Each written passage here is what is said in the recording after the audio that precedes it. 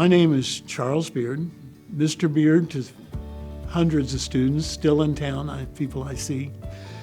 And I'm here to receive the honor of the Nancy G. Excellence in Teaching Award. I started teaching in Miami Public Schools in 1986, and the town was in major turmoil.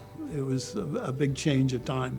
And quite honestly, I didn't even know what was going on because I was just a new guy. Technically, I was the Will Rogers band director, and then I was the Miami High School band assistant. And then when Tom Mangus left, I became the head band director and was head band director of Miami bands until 2012. My wife and I grew up in southeast Kansas, but we lived in Ann Arbor, Michigan for 14 years. So we became very northern. So here we come to Miami, Oklahoma.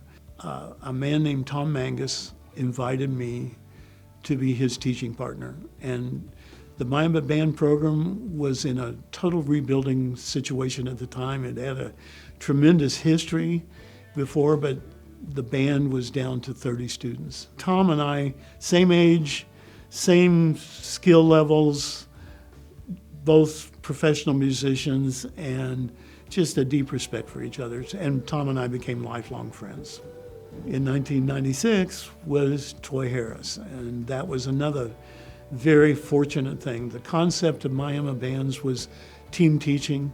She was a perfect fit for what it is. She took over the middle school job, and then when I left, she took the high school job. And the kids all knew we had standards.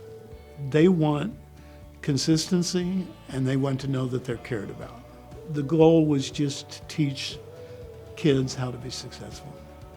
I bet in all of my teaching, I only have a handful of students that are professional musicians or teachers.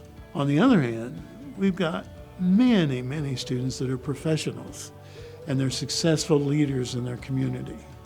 So, and that's what band's all about. There's always a kid that stays with it. They've got that eligibility hanging over them. And we were very strong about saying, hey, you got to do the eligibility, do the homework, do the English, do the math, and then there are rewards for that. There's always a student who sticks out, and some people would say they're annoying, but they're not. They're just wonderful, and they really care. And so there's always that. You just sometimes smile about some of the crazy things that the kids do. But the biggest thing that sticks out is when a kid is successful. Making all-state band's a big thing. It's very difficult, extremely difficult. And we had students that did that too. We have students here in town that are successful at what they do. We have kids that have graduated that are medical doctors. We have engineers. We have pharmacists. We have the whole load. And that's not just Miami Band. We can complement the Miami schools for that. My two kids, I have a pharmacist and I've got an engineer for a kid. And I guess they did okay in Miami schools. In terms of the team, became tremendous friends. Tom and I, their kids grew up. Toy, I watched babies born. And we got her, she got herself through a master's program, but we were together there. And so it's just kind of a family thing with the team. Kids are going to be successful if their parents are behind them. And I don't take credit for a kid being successful. I'm part of it, maybe. But the parents have to buy into it.